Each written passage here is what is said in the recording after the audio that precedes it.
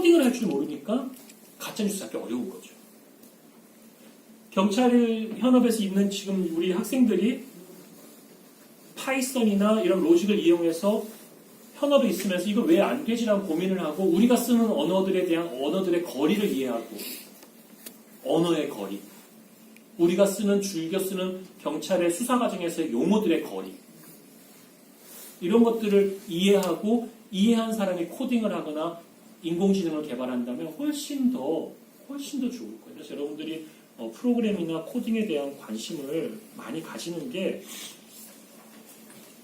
여러분들이 앞으로 국가사회에 기여할 수 있는 굉장히 중요한 일입니다.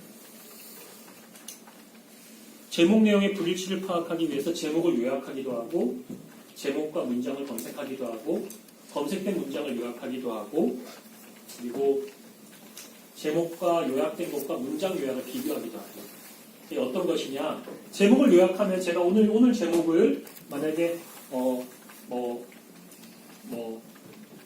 경찰대 학생들에게 가짜뉴스의 알고리즘과 실제 사용 적용에 대해서 자연어 처리에 대한 이해를 곁들인 특강이라고 했다면 이걸 그냥 나누어서 가짜뉴스 특강으로 해버리면 되죠. 추출됐죠.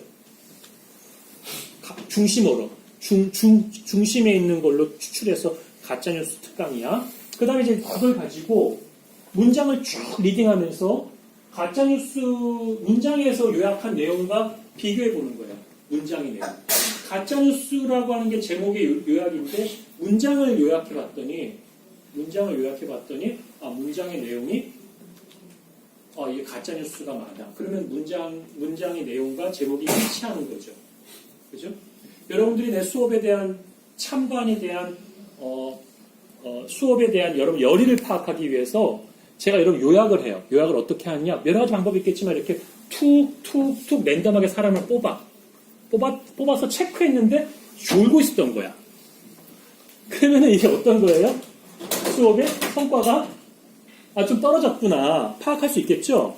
그죠? 뭐 이런 식으로 랜덤하게 하는 방법도 있고 문장 자체를 요약해가지고 보는 방법도 있습니다. 이런 등등의 방법들이 기계적으로 알고리즘으로 파악할 수 있어요. 그래서 이제 유사도 알고리즘의 예를 하나 들어드릴게요. 그러니까 여러분들이 이제 이게 재미가 없어지는 순간이 어느 순간이냐면 학교에 가면은 현장에서 이렇게 응용해서 이런 알고리즘을 쓸 수 있다는 거를 배우기보다 일단 이 알고리즘을 배우고 외우고 뭔가 이렇게 시험도 보고 수식도 파악하고 뭐 이런 과정이 생기는데 실제 뭐 개발하는 과정에 수식을 쓴다거나 수식을 내가 직접 쓰거나 해를 구하거나 하지는 않고 그죠? 이제 이 해라고 하는 것은 뭐 테스트 데이터 안에서 내가 찾는 해를 찾는 것이죠. 뭐 그냥 간단히 보면은 두 노드 사이의 최소 공통 부모노드의 거리 이용을 하는 것들. 예를 노드라는 게 NOD인데 컴퓨터 시스템의 트리 구조를 이야기할 때 보통 그래픽화라는 이 공부를 하면은 제가 노드고요. 여기가 노드예요. 그리고 이 노드와 노드 사이를 연결하면 뭐가 됩니까? 엣지가 돼요. 엣지가 되고 이 엣지는 내가 말할 때는 방향성이 일로 가겠죠. 이쪽에 말하면 이렇게 방향성이 오겠죠. 뭐 이런 방향성도 가지고 있고요. 뭐 그런 것들을 이용해서 이 거리들을 파악하고 두 노드 사이의 가장 짧은 경로의 노드의 개수를 이용하기도 하고 또 좀 더 많은 단어를 공유했을 때 관계가 높다고 보기도 하고요. 또 최소의 공통조상 노드의 정보와 두 개가 비교된 컨셉을 보기도 하고 뭐 등등등을 보겠죠. 자, 그럼 우리가 이 수업을 듣는 데에서 여러분들 내가 이 수업을 평가하려고 할 때 우리가 지금까지 해왔던 평가 방법은 기본적으로 어떤 평가냐면은 그냥 시험 본다. 시험을 봐서 100점으로 만점을 준다. 정규화시킨 거죠. 시험 보는데 1000점 있어요? 여러분 시험 문제 보면 100점으로 정규화시키잖아요. 노멀라이제이션 시키는 거예요. 그죠? 0점과 100점 사이지 마이너스 50점 안 주죠. 이해가요? 무슨 말인지? 왜 그렇게 해야지만 평가가 쉽잖아요. 내가 지금 우리가 하는 가짜뉴스도 가짜냐 아니냐를 평가하는 거죠. 가짜냐 아니냐를 리니어한 선에서 클래시피케이션 쫙 선을 그어서 이쪽이는 가짜, 이쪽은 진짜 이렇게 나눠주는 거죠. 그 해를 구하는 건데 그렇게 구하지 않고 내가 여러분들을 구하는데 수업에서 바이오 값이 졸았던 학생 또 눈동자가 자주 사선으로만 움직이면서 불안정함을 표현했던 학생. 뭐 이런 값들을 가져다가 그 값을 가지고 학습을 해서 그 값을 가지고 여러분들에게 학점이나 이런 것들의 수업 평가의 태도에 문제가 있었다라고 평가를 내린다면 그것을 보는 것 자체가 하나의 알고리즘이 되겠죠. 이해가죠? 자, 그러면 한번 재미삼아 알고리즘 중에 하나의 재미로 페이스북의 알고리즘 얘기해 볼까요? 페이스북 알고리즘 어떻게 해요? 뉴스피딩의 친구 추천 알고리즘. 여러분들, 그렇지. 알고 있는 사람이 뜨는데, 특히 어떤 사람의 글들이 내가 친구가 5,000명이다. 5,000개의 뉴스피딩이 올라가요? 한 사람씩 보통 올리면 5,000개가 될 거 아니야, 하루에. 5,000개 안 올라가요. 왜? 인간은 한 번에 5,000개를 못 보니까 기껏해야 100개를 본단 말이야, 예를 들면. 그죠? 5,000명의 친구 중에 100개가 올라가면 100개는 어떤 친구 거를 올려줄 거예요. 그것도 역시 선택하는 문제예요. 셀렉션의 문제. 컴퓨터가 셀렉션하죠? 그 뒤에 있는 페이스북에 수십만 명의 사람들이 다 보고 너가 이걸 좋아할 것 같다고 해서 검색해 주는 거 아니죠? 그럼 반자동 방식이면 네이버가 했겠죠. 그죠? 그러나 그렇게 하지 않아요. 여러분들이 친구가 와서 좋아요를 많이 누른다거나 공유를 한다거나 읽었거나 그죠? 아니면 외부 지식 그러니까 예를 들어서 경찰대학이나 이런 데에서 있었던 좋은 정보를 가져다가 소개할 거나 이런 사람들의 컨텐츠를 우선적으로 준다. 그러나 우리가 그냥 싸이월드 같은 식으로 싸이월드 일촌의 개념이었으니까 그런 식으로 했다면 우리가 뭐 처음에 있는 전화번호부 기반으로 한다거나 우리의 학연으로 한다거나 동창이잖아요. 그죠? 이런 식으로 우리가 아마 네트워크를 만들고 그 네트워크의 상호작용을 중심으로 소셜 관계를 형성할 수도 있었겠지만 페이스북은 그렇게 하지 않았어요. 뭘로? 알고리즘으로. 인간이 인간을 만나는 것은 인간이 갖고 있는 어떤 활동 때문에 그들과의 관계가 가까워질 수 있다는 포인트가 무엇이었냐면 저 사람이 쓴 글을 내가 읽는다는 자체예요. 저 사람이 높은 사람이라는 것이 중요하지 않아. 그리고 저 사람이 쓴 것에 좋아요라고 눌렀다는 것이 그냥 의미가 있다고 보고 또 좋아요가 아닌 싫어요는 없어.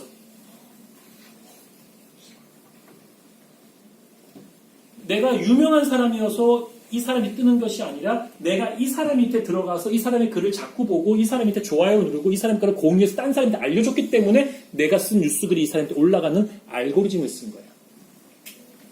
이 관계는 대한민국이라는 사회가 가지고 있는 흔해 빠진 학연, 혈연, 지연으로 끼리끼리 모여서 술 먹고 어울리고 네가 남이가 하는 이딴 식의 문화 풍토에 조금이라도 기스를 낼 수 있지 않았을까요? 우리는 그런 그런 생각하진 않지만, 그죠? 바로 그런 기술이 우리가 관계 맺는 것들에 스며들어 가는데, 근데 난 어릴 때도 난 그런 생각이 있었어요. 난 어릴 때도 내 그냥 같은 박사라고 사는 끝들이나 나랑 같이 배웠다는 사람들 끝들이 아닌 저기 조폭들 만나고 나면 대화도 안 맞고 막 무섭고 내 분이 아닌 애들 만나면 재미도 할 일도 없고 하지만 그러한 몇몇 사람들을 만났을 때 전에 못 느꼈던 굉장히 큰 체험이 있고 인사이트가 있다는 걸 알고 있었지만 너무 많은 기회비용이 들었잖아요. 기회비용. 다 만날 수는 없으니까. 그러한 것들을 이렇게 기술로 해결하는 거죠. 그래서 여러분들이 이 기술을 적용한다는 거는 민주주의를 적용하는 거고 부의 재편성을 정리하는 거예요. 그래서 기술을 공부할 필요가 있는 거예요. 또 예를 들어볼까요? 여러분들 여기 있는 인터넷을 다 쓰잖아요. 여러분 인터넷은 여러분들에게 차별적이에요? 비차별적이에요? 인터넷 TCP, IP라고 하는 기본 개념은 여러분들을 차별하고 있습니까? 비차별하고 있습니까? 여기서 이분이 보내는 인터넷 TCP IP의 패킷하고 트랜스미션 컨트롤 프로토콜에 의한 기반한 패킷과 이 학생이 아래 항을 중에서 보낸 패킷이 라우터가 딱 봤을 때 그 다음 라우터한테 보내줄 때 차별적으로 보낼 것 같아요? 차별하지 않아요. 분산환경에서 그런 아키텍처를 주지 않았어요. 과학자들이. 그래서 그 안에서의 소통의 분산 환경의 소통에 있는 민주주의가 그렇게 피워지는 거고 그것이 요즘 좋은 말로 망중립성이라고 이야기합니다. 그런데 이제 케이트라든지 큰 통신망 사업자가 큰 돈을 들여갖고 인프라를 했더니 이 헤비로드 얘가 나타나서 카카오톡 음성 통화를 하면서 3시간이나 잡아먹고 앉아있네? 이러면 이제 잘리고 싶어지겠죠? 이러면서 이제 우리에게는 망중립이라는 굉장히 큰 이슈가 파이팅이 됐는데 앞으로도 우리나라에는 그런 많은 이슈가 생길 겁니다. 내가 뭘 내고 싶으냐면 인공지능이 여러분들의 경찰 업무에 들어갔을 때 그 기술은 범죄인을 잡았을 때 인권을 정말 보장할 수 있는 기술이 될 수 있을 것인가? 그 기술이 여러분이 들어갔을 때 여러분들을 또 보호하고 여러분들의 어떤 뭐 저녁 있는 삶이라든지 여러분이 생각하는 민주주의나 커뮤니케이션에 뭔가를 할 수 있는 기술적 알고리즘이 들어갈 수 있는 것인가?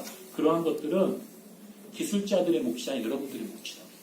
그래서 제가 여기서 강의를 하고 있는 거고 여러분이 그런 문제인식을 가지고 한 10년, 20년 동안 관심을 가졌을 때 대한민국 경찰의 수사 방법과 경험과 이 모든 난리지가 전 세계에서 통용될 수 있는 그런 것들이 될 거예요. 그러지 않으면 여러분들 끊임없이 외국 쫓아다니면서 영어나 좀 주하라 그러면서 머리나 굽신거리고 뭘 받아오고 그런 전달하는 지식인들이 축적되어 줄 수밖에 없는 우리의 삶의 현실이 계속 반복될 수 있습니다. 그래서 저보다 여러분들이 중요한 입장에 서 있는 거죠. 학생들이시니까. 문장을 분리해요. 일단 미션 2를 하기 위해서는 맥락과 다른 문장을 뽑기 위해서. 그래서 문장별로 중요한 단어를 빼고요. 사고 참조, 의미역, 대용어 처리, 비교 연결해서 예를 들면 한국이면 한국이 동일하죠? 한국인데 대한민국은 어떻습니까? 유의하죠. 그죠? 근데 한국인데 나라나 국가는 어때요? 개념이 같죠? 이해가죠? 두 개의 엔터티가 갖고 있는 릴레이션십을 얘기하는 거예요. 그 다음에 한국 그곳, 한국 거기. 그죠? 그럼 어때요? 대명사죠.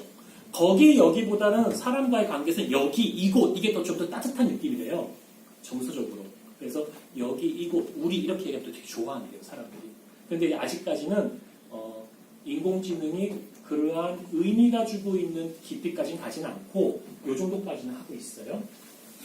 그 외 한국, 서울, 대전 등 이러한 것들을 명사로 쭉 나누고 동사를 볼까요? 의미. 무릎을 꿇었다. 무슨 의미죠? 패배했다. 한국 축구팀은 브라질 축구팀은 한국에 무릎을 꿇었다. 10대 0으로. 뭐 이런 식으로. 그죠? 또는 그것을 다른 뉴스에서는 패배했다. 그죠? 이런 식의 것들이 들어가는데 어디는 뭐 무릎을 꿇었다고 안 하고 벌떡 일어섰다 하면 말이 안 되죠. 이런 것들이 이제 우리는 알 수 있지만 기계는 파악하기가 어려워요. 파악하는 훈련을 시킨다는 거죠. 한국, 대한민국. 이제 유사도를 계산하는데 연결 수치를 계산합니다. 그래서 각 단어별로 유사도, 단어의 개수. 그래서 한국과 한국은 유사도가 같죠? 동일하죠. 이런 식으로 얘기하는 거죠. 자, 이번엔 조금 다른 걸로 또 보겠습니다. 이게 내가 아는 모 대학교 교수가 이걸 되게 많이 연구하고 사이언스지나 되게 유명한 저널에 많이 내서 언제 소개되신 분이 계신데 소셜 네트워크를 이용해서 가짜뉴스를 많이 보는 방법들이에요. 예를 들어 볼까요? 최근에 나온 연구에 의하면 통계적인 연구죠. 유튜브에서 유입되어지는 정보는 가짜뉴스가 많더라. 그래요. 텀블러에서 들어오는 정보는 음란물이 많더라. 실제로. 카카오톡에서 알려지지 않은 상태에서 올렸을 때 또 은근히 이렇게 조작되어진 것들이 많더라. 등등 이러한 것들을 쭉 정리해서 네트워크적으로 이 소셜 네트워크 쪽으로 이걸 보는 어떤 방법들이 많이 또 소개되는데 저는 그냥 딥러닝 중심으로 많이 했고요. 딥러닝 기계학습 외에 이러한 것들을 써서 하이브리드한 방법으로 가짜뉴스를 찾아가는 그거를 컨시더레이트 소스 원 출처자 예를 들어서 조선일보가 이제 이런 얘기는 잘 안 하려고 하는데 제 영업 비밀 같은 거라 요즘에는 조선일보가 끊임없이 남녀 관계에서 남성 중심적인 스탠스에 서서 의견을 피력해 왔다. 30년 동안 조선일보의 글을 봤더니 그런데 어느 날 오늘 갑자기 조선일보가 여성 중심의 피력의 글을 썼다. 라고 했을 때 일단 이건 뭐가 되겠어요? 가짜일 확률이 높다라는 걸로 분기를 시켜주는 거예요. 예를 들면 경향신문이 30년 동안 뭐 노동운동가들을 위한 중심을 썼는데 오늘자 신문을 봤더니 경향신문이 자본가를 좀 위하는 어떤 옹호하는 글이 나왔더라. 그럼 이 사람이 지금까지 써왔던 말과 좀 안 맞잖아요. 그럴 때 이제 퀘션 마크를 들고 여기에 대해서 좀 더 심도 있게 들어가는 방법. 뭐 이런 식의 다양한 뉴스에 대한 어떤 사회 소셜 엔지니어링적이라고 얘기할까요? 어떤 사회공학적인 어떤 이런 이해를 기반을 하는데 그러한 이해는 제가 연구해 보니까 공학자가 잘 못해요. 제가 이제 건국대에서 신문방송 대학원들 학생들 가르치고 이제 해보니까 신문사에 근무하는 기자들이나 언론인들을 많이 이렇게 거기서 만나보고 하면서 이런 미디어적인 이런 사람들이 갖고 있는 생각들, 표현의 자유를 어떻게 생각하는지를 좀 필게 일하는 사람들을 보면서 이런 생각들이 좀 더 가지게 되었지만 사실은 그냥 공학적으로만 공부하는 사람들이 절대 해결할 수 없는 부분이라는 거죠. 여러분들이 대한민국에서 가장 잘하는 명문대학교에 엄청난 데에서 전설적인 공부를 해서 왔다는 교수를 모셔다가 공학자한테 우리 거 그냥 해주세요라고 얘기하면 절대 그 사람 못합니다. 해주세요 하시는 게 아니라 여러분들이 그 도메인 정보를 충분히 이해해서 전달되어져야 돼요. 그래야지만 정확한 일들이 제가 봤을 때 되어지고 신문이 가지고 있는 특징과 신문이 가지고 있는 컨텐츠가 어떻게 구성되어야 된다는 기본적인 생각이 있어야지만 한국 신문에 대한 것들을 기계학습시킬 때에도 보이지 않는 도움이 된다고 보고요. 이 소셜 매트릭스 중에서 웹을 분석하거나 크롤링하거나 여러 가지 방법들을 이용해서 이제 비주얼라이징 시키는 것들을 보여주고 있습니다. 자, 그래서 저는 이제 이걸 가지고 나는 어떻게 연구해서 기계학습 시키겠다, 학습시키겠다는 플랜을 짜기 시작해요. 이제 경진대회라고 하는 목표를 쫙 던져주고 그걸 받았고 그걸 해결하기 위해서 나는 데이터를 어떤 방법을 하겠다라는 걸 이제 보는데 그 방안 시나리오가 첫 번째가 뭐였냐면 임무 1은 카타르 축구팀 도하 참사 한국의 33년 만에 패배라는 제목을 분석을 이렇게 합니다. 카타르, 이건 어디예요? 카타르는 뭡니까? 로케이션, 위치죠. 장소죠. 그래서 장소라고 뺍니다. 축구팀, 뭡니까? 기구죠. 조직이죠. 오거나이제이션을 뺍니다. 도하 참사, 참사는 뭡니까? 사건, 이벤트죠. 그다음에 한국은 위치죠. 그러니까 한국과 카타르는 위치라는 같은 공통점을 가지고 있겠죠. 이렇게 이제 이 형태소를 분석을 하는 거예요. 자동. 그러니까 이 문장이 들어가면 이렇게 분석을 시키는 겁니다. 그러니까 알고 계시는 거예요. 그리고 거기에다 뭘 붙입니까? 이게 세기나를 시키는 거예요. 이게 있어야 기계학습하고. 기계가 그 단어가 갖고 있는 의미를 알아야지만 되니까. 그래서 이거 요약합니다. 뭐라고 요약하냐면 카타르 축구팀 도하 참사 또는 한국 패배. 문장 1이나 문장 2로 얘를 요약을 하는 거예요. 이 요약이 잘 돼야지만 이 요약을 가지고 본문과 비교하거든요. 이해하셨죠? 그냥 원문을 가지고 비교하면 너무 기니까. 그죠? 여러분 되게 우리 사회 사는 거 똑같아요. 여러분들 3분 스피치를 연습 많이 하면은 이렇게 나중에 이렇게 뭔가 임용하거나 뭐 기회에서 되게 좋아요. 자기가 갖고 있는 생각들을 높은 사람 앞에서 자기보다 높은 사람 앞에서 3분 이상 설명하기가 어려워요. 저 오늘 그냥 럭키한 거죠. 여러분들 앞에서 1시간 이상을 설명하잖아요. 이제 여기는 우리 학생들이 경찰의 어떤 리더가 될지도 모르는데, 그죠? 30년 뒤, 40년 뒤에 여러분들한테 내가 몇 시간을 얘기하잖아요. 그죠? 굉장히 3분이 넘어가면 사람들이 졸아하고 힘들어하니까 그렇게 요약할 수 있는 능력이 굉장히 중요합니다. 요약하는. 그래서 이 분석도 요약이 굉장히 중요했고요. 그 다음에 울리 슈켈리 감독이 이끄는 했을 때 이제 요약을 하고 꾸렸다 동사를 넣고 그래서 이제 밑에서 보면은 카타르 축구팀과 슈켈리 축구 대표팀은 유사하지 않죠? 동사 도하 참사와 꾸렸다 유사하죠. 그죠? 그 다음에 주어 한국과 슈켈리 축구 대표팀은 유사도. 그죠? 동사 패배 꾸렸다 유사하죠.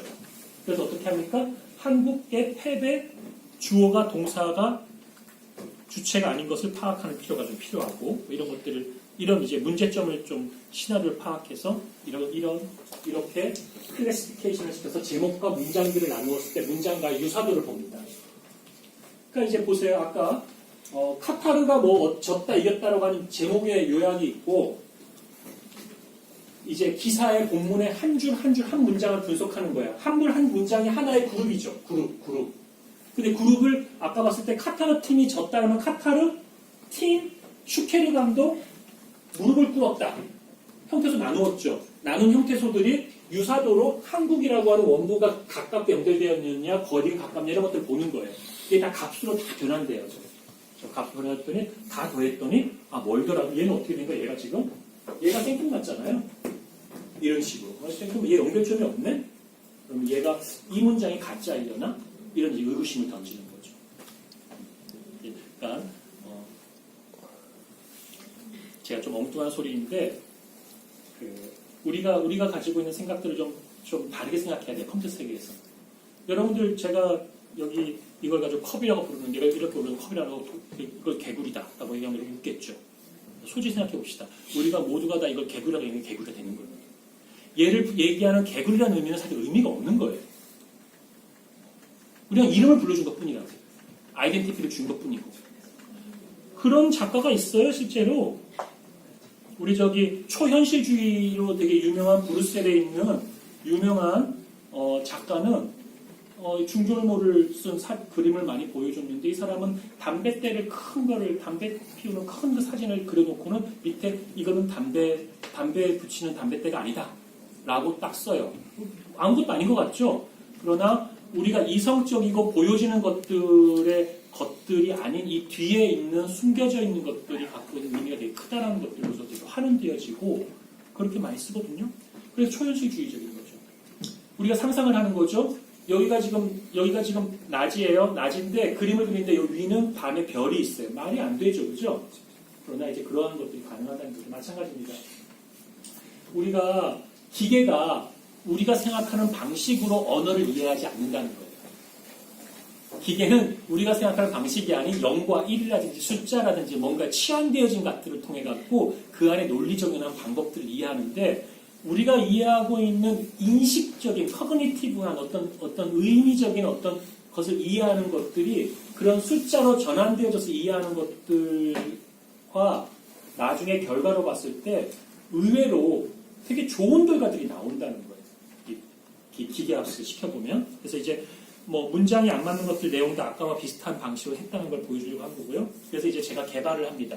시스템을 개발하겠죠. 왜냐하면 제가 이제 소프트웨어를 개발해야지만 수십만 건 또는 수만 개의 기사가 쫙 들어오면 임포트를 해서 쫙 불러들이면은 내가 짠 프로그램에 따라서 얘가 쫙 돌아가야 될 거 아니에요. 그죠? 돌아가게 하기 위해서 이걸 개발하는 과정은 첫 번째 사전 준비, 학습 데이터 셋 만들기.